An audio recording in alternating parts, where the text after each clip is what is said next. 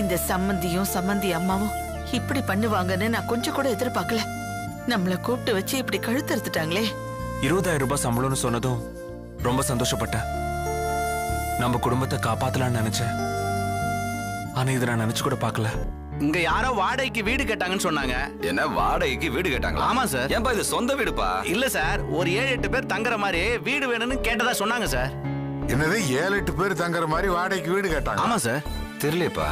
என்ன சொன்னாங்க? முதல்ல தெரியலன்னு சொன்னாங்க. அப்புறம் என்ன நினைச்சாங்கன்னு தெரியல. என் போன் நம்பரை வாங்கி வச்சுக்கிட்டாங்க. வருமானத்துக்கு வழி இல்ல. எங்களுக்கெல்லாம் இன்னும் எந்த வேலையும் கிடைக்கல. இப்படி இருக்கும்போது எப்படிப்பா சமாளிக்க முடியும்?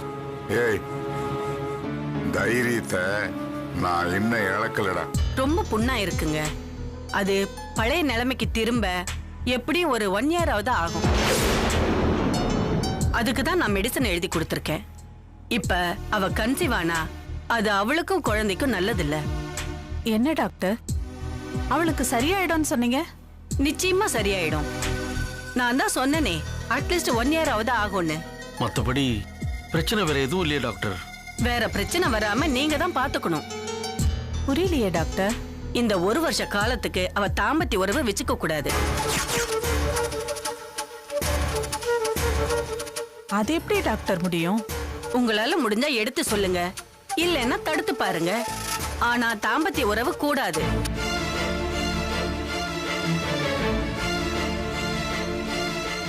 அதை தடுக்கிறது ரொம்ப கஷ்டமாச்சு டாக்டர்.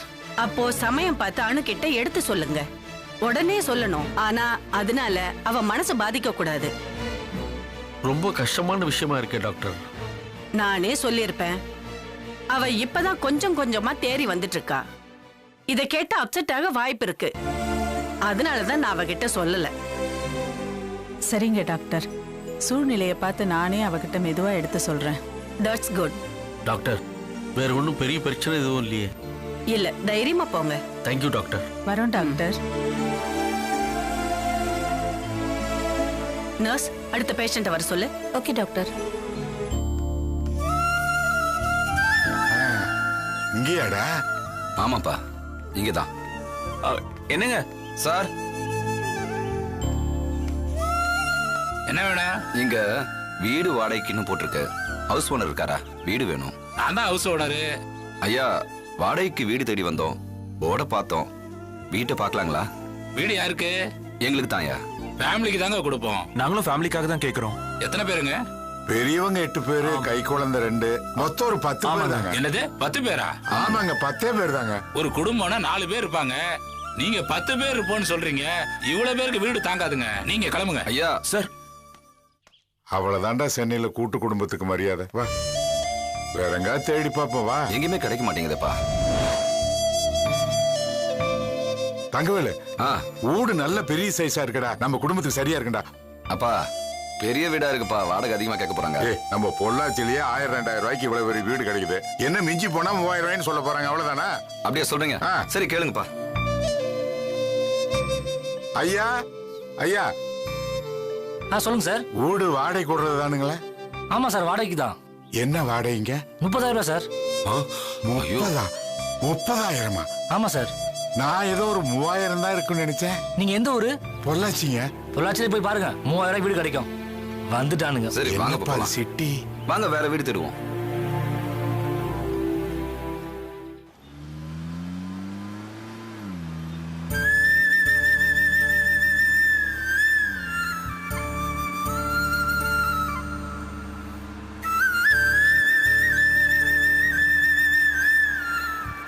என்ன 2 பேரும் அமைதியாவே வரீங்க?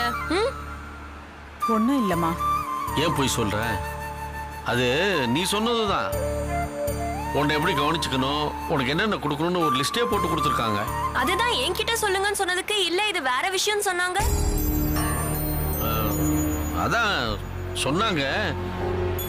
அது உனக்கு ஒரு ஆரோக்கியமான சூழ்நிலையை உருவாக்கி தரணுமா. முடிஞ்சா எங்கேயாவது வெளியூர் கூட அனுப்பி வைங்கன்னு சொல்றாங்க. ஏன் இங்க இருக்கிற சூழ்நிலைக்கு என்ன? அது இங்க எது நடந்தாலும் அத உன் மனசுல போட்டு குழப்பிக்கிறியா? எப்ப பார்த்தாலும் அதே நினைச்சிட்டு இருக்கியா? அதனால எந்த சொந்த பந்தமும் இல்லாத வெளியூருக்கு அனுப்பி வச்சா உனக்கு ஆரோக்கியமான குழந்தை பிறக்குமா? அதான் சொல்றாங்க, வேற ஒண்ணும் இல்ல. அந்த டாக்டரே போயிட்டு வர சொல்லுங்க, ஏதாவது பெனாத்திக்கிட்டு. இங்க இருந்தா என்னவா?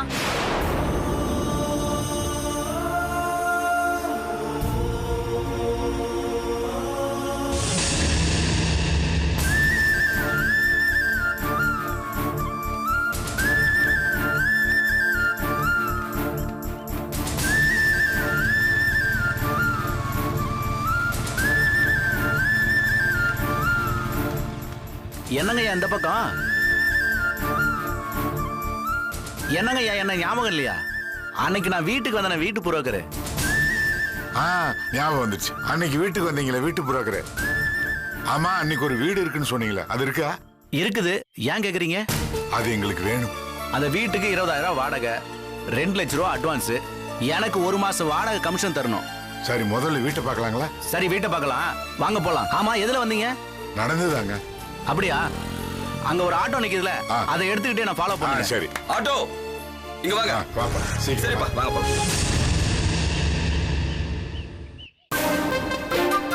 ஐயோ ஐயோ ஐயோ ஐயோ ஐயோ! ஏய் கண்ணம்மா, கண்ணம்மா, எங்க போனடி? இங்க வந்து பாரு இந்த அநியாயத்தை. ஐயோ ஐயோ! எல்லாத்தையும் இப்படி கொட்டி வச்சிருக்குதுங்களே, என்ன பண்றது? பெரியவங்க எல்லாம் தின்னுதான் தீக்குறாங்கன்னு பார்த்தா இதுங்க கொட்டி அழிக்குதுங்களே. இது என்ன பொது சொத்தா? பெரியவங்களும் சின்னவங்களும் இப்படி போட்டி போட்டு அழிக்கிறதுக்கு இதுங்கெல்லாம் பிள்ளைங்களா இல்ல பேய்களான்னு தெரியலையே. எங்க போன நீ கண்ணம்மா? வீட்டை கிளீன் பண்ணிக்கிட்டு இருந்த. இப்படி பண்ணி வச்சிருக்குதுங்களே. என்னம்மா இது? இப்படி இருக்கிற பொருள் எல்லாம் அழிக்கிறதுக்கு இது என்ன சத்திரமா சாவடியா? அதானே பிள்ளைங்க இல்லாதவளுக்கெல்லாம் புள்ள பிறந்திருக்கு. எல்லாம் இருக்கிற என் பொண்ணுக்கு ஒண்ணுமே இல்ல. என்னமா பண்றது? இதுங்க என்ன பிள்ளைங்களா இல்ல பேய்களான்னு தெரியல. எல்லாத்தையும் நாசம் பண்ணிட்டு எப்படி உட்கார்ந்து இருக்குதுங்க பாரு. ரெண்டுத்தையும் தொடத்து விடு. ஏய் வா, எழுந்துரு போ. டேய் அமர், என்னடா பண்ணிட்டு இருக்க? வா இங்க. என்னவா நீங்க குழந்தைகளை இப்படி திட்டிட்டு இருக்கீங்க? இல்லம்மா, சும்மா பொருள் எல்லாம் நாசம் பண்ணிட்டாங்க, அதான் அதுக்காக இப்படிதான் அதட்டுவீங்களா? அக்கா, என்னக்கா மன்னிச்சிருங்கம்மா, தெரியாம இங்க வந்துட்டாங்க. சரி வாக்கா போ. லட்சுமி, பேசாத. வாங்க. டேய், ஒண்ணுதான் அடிக்கணும். எதுக்கு நீங்க வந்த? இது நம்ம வீடா? குழந்தையை திட்டாதீங்கக்கா. பேச்சு வாங்க. அக்கா சொல்றது கேளுங்க.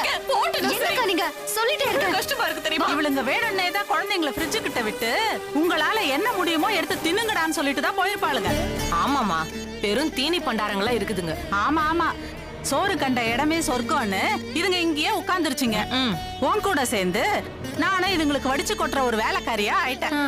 ஏமா, எவ்வளவுதான் குத்தி காட்டி பேசினாலும் கேவலப்படுத்தினாலும் வீட்டை விட்டு வெளியில போனுங்கிற எண்ணம் மட்டும் உங்க சம்பந்தி வீட்டுக்காரங்களுக்கு வரவே மாட்டேங்குதே. என்ன பண்றது? இதுங்க இவ்ளோ வெக்கம் கெட்ட குடும்பமா இருக்கும்னு நான் நினைச்சு கூட பாக்கல கண்ணம்மா. என்னமோ நாட்டாம மானம் கௌரவம்னு சொன்னாங்களேன்னு நம்பி ஏமாந்துட்டோம். சரியா சொன்னீங்கம்மா. இதுங்க பிச்சைக்கார குடும்பம்னு இப்பதானே தெரியுது. எல்லாம் என் தலை எழுத்து. எடு எடு, சீக்கிரம் எடுத்து வை. என்ன பண்ணி தொலைக்கிறது? அப்புறம் வீட்டுல மொத்தம் எத்தனை பேர் இருக்கீங்க?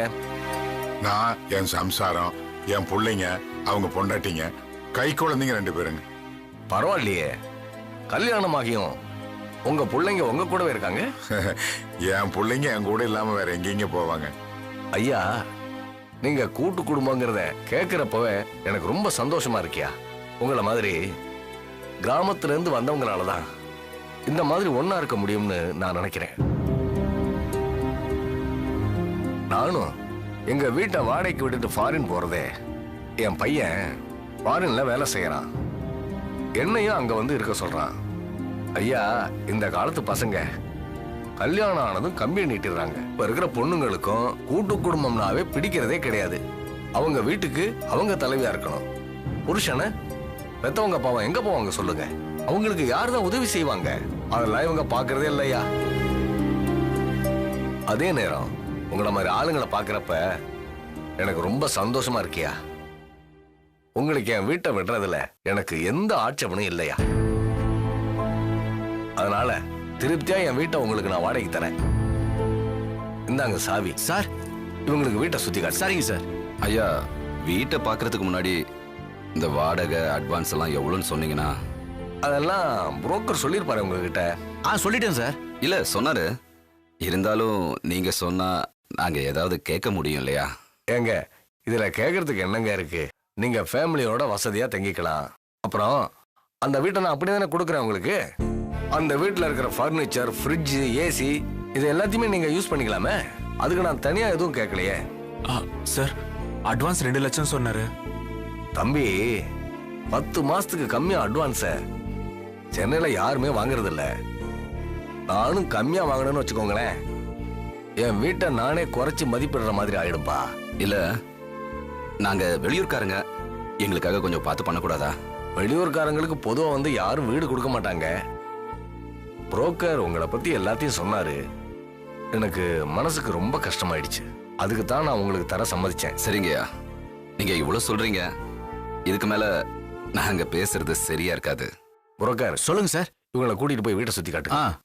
ஐயா வீடு எப்படி உங்களுக்கு பிடிச்சிரும்? டோக்கன் அட்வான்ஸா ஒரு 1000 ரூபாய் கொடுங்க. இருக்கட்டும்பா, வீட்டை பார்த்துட்டு வந்து கொடுக்கட்டுமே. முறைன்னு அவர் சொல்றாரு, அது ஏதோ கொடுத்துறோம். வெற்றி கொடுற. நீங்களே கொடுத்துருங்கப்பா. இந்தாங்க. ரொம்ப சந்தோஷம். நானே வருவேன். ஃபாரின் போறதுனால இந்த விசா வாங்குறது அது இதுன்னு சின்ன சின்ன வேலைகள்லாம் இருக்கு, அதனால வர முடியல. தப்பா நினைச்சுக்காதீங்க. நீங்க புரோக்கர் கூட போய் பாத்துங்க. நான் வரேன். சரி வாங்கட. சரிங்க வாங்க. வரங்க. வர சரி போப்பா. வாங்க.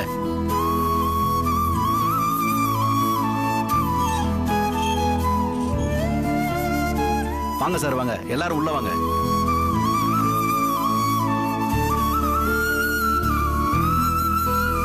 வாங்க வீட்டு போய் பார்க்கலாம்ல. இத எந்த ஏரியான்னு சொல்லுவாங்க? இந்த ஏரியாவா? சாலிகிராமம். வாங்க. வாசப்படி எந்த திசையில இருக்குன்னு பார்த்து சொல்லுங்கப்பா. கிழக்கு பார்த்த வாசப்படி நல்லா தான் இருக்குது. சூரிய வெளிச்சம் வேற நல்லா போடும். அப்பா இதெல்லாம் நல்லா இருக்குல்ல? ஆமா ஆமா. வாங்க சார் உள்ள போய் வாங்கப்பா. வாங்க வாங்க ஐயா. இங்க கிச்சன் இருக்கு, இது பூஜை ரூம், இது ஒரு பெட்ரூம், மேல ஒரு 3 பெட்ரூம் இருக்குங்கய்யா. இந்த பர்னிச்சர், சோபா செட் எல்லாமே உங்களுக்கு தான் ஐயா.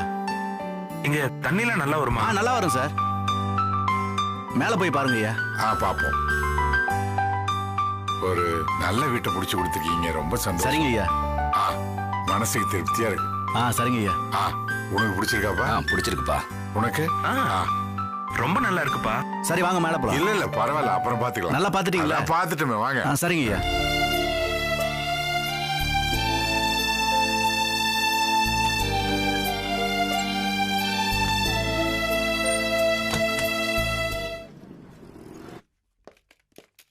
வாங்க. Good morning. Good morning sir. உட்காருங்க உட்காருங்க. மாப்பிள. மாமா இதான் நம்ம ஆபீஸ். இதை நீங்க சொல்லணுமா மாமா? அதான் என்ட்ரன்ஸ்லயே அனு டூர்ஸ் அண்ட் டிராவல்ஸ் கொட்டை எழுத்துல போர்டு வச்சிருக்கீங்களே. எப்படி இருக்கு? நல்லா இல்ல மாமா. என்ன சொல்றீங்க மாப்பிள? அதுல மாமா, அனு டூர்ஸ் அண்ட் டிராவல்ஸ்க்கு பதிலா சக்தி டூர்ஸ் அண்ட் டிராவல்ஸ் வச்சிருந்தீங்கன்னா பிசினஸ் கொடி கட்டி பறந்திருக்கும். அப்படியா? எப்படி?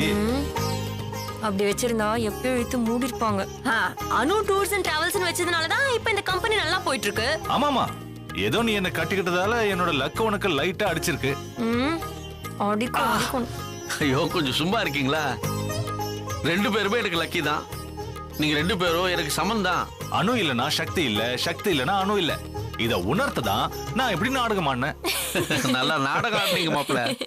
கயல் கயல் வரலையா? வந்துட்டாங்க சார். எங்க? உங்க ரூம்ல ஏதோ ஃபைல் எடுக்க போயிருக்காங்க சார். கயல் சார் வாமா.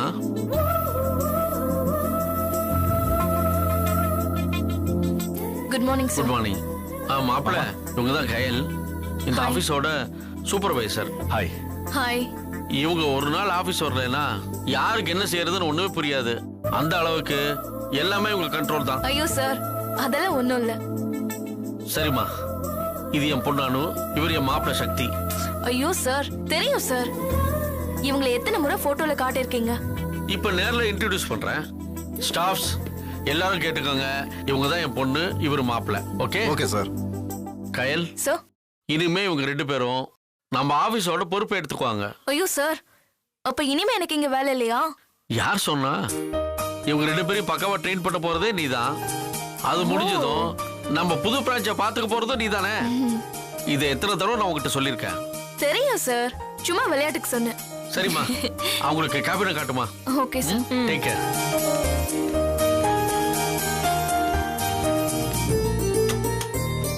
நீங்க வாங்க கேபின் போலாம்.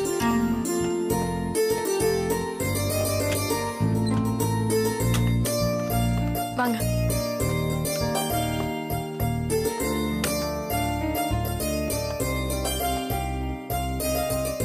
இது அனு மேடமோட கேபின். அங்க இருக்கிறது உங்க கேபின் சார். எதுக்கு 2 கேபின்?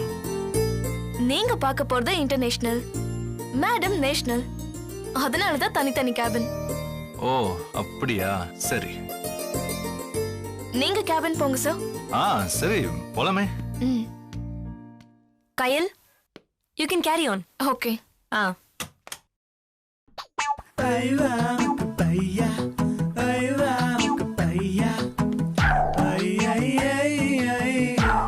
அனு செல்லம், உங்க கேபினுக்கு போலியா? இது நேஷனல், நீங்க இன்டர்நேஷனல்ல போய் உட்கார்ந்துக்கோங்க. நேஷனலை தாண்டி தான் இன்டர்நேஷனல். இங்க பாருங்க, போங்க, அப்பா வந்துருவாரு. என்ன அவருக்கு தான் அறிவு இல்லாம 2 பேரும் தனித்தனியா போட்டிருக்காருன்னா நீ நடனா போன்ற இரு போறேன்.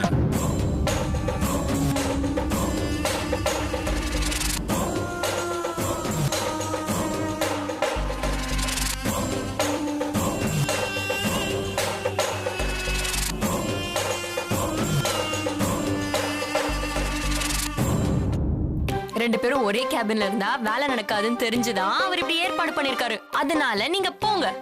அதெல்லாம் ஒண்ணும் இல்ல அனு, நீ அவர்கிட்ட சொல்லி இந்த 2 கேபினையும் ஒரு கேபினா மாத்த சொல்லு.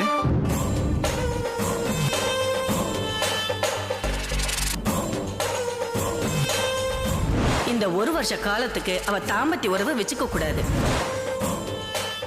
சமயம் பார்த்து அணு கிட்ட எடுத்து சொல்லுங்க, உடனே சொல்லணும்.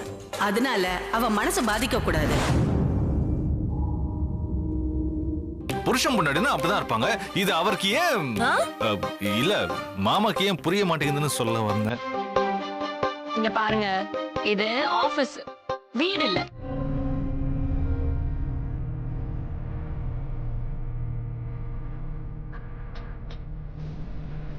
அனு Anu Anu please please Anu please Anu.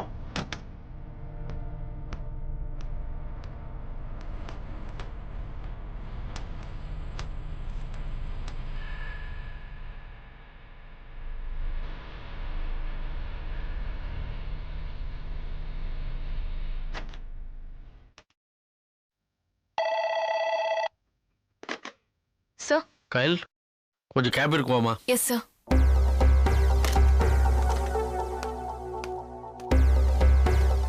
Sir, கூப்பிட்டுருந்தீங்களே. ஆமா, அவங்க 2 பேருக்கு என்னென்ன வேலைன்னு சொல்லிட்டியாமா? இப்பதானே சார் வந்திருக்காங்க, கொஞ்ச நேரம் கழிச்சு சொல்லிக்கலான்னு அவங்க கேபின்ல விட்டுட்டு வந்துட்டேன். அந்த கொஞ்ச நேரம் எல்லாம் முடிஞ்சு போச்சு. போய் அவங்க ரூம்ல அவங்களுக்கு என்ன வேலைன்னு தனித்தனியே சொல்லிட்டு வந்துருமா என்ன? சரிங்க சார். எந்த காரணத்து கொண்டும் 2 பேரும் சேரக்கூடாது. டாக்டர் சொன்ன அந்த 1 வருஷ காலத்தை எப்படியாவது கடத்திடணும்.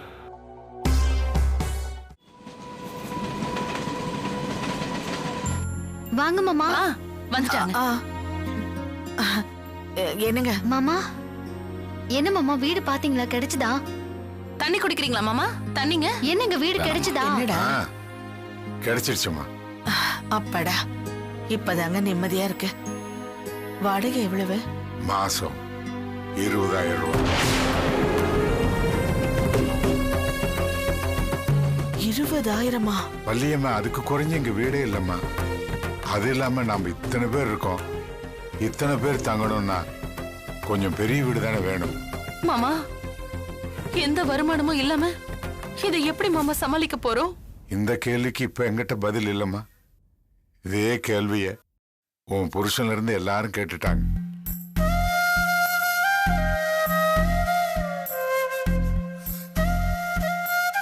முதல்ல இன்னைக்கு இந்த பிரச்சனையிலிருந்து தப்பிப்போம், அடுத்தது அங்க போய் யோசிப்போம். மாமா, வாடகை 20,000 ரூபாய்னா அட்வான்ஸ் எவ்வளவு பே பண்ணோம்? 2 லட்சம். 2 லட்சமா? எப்படிங்க, எப்படி புரட்ட போறீங்க?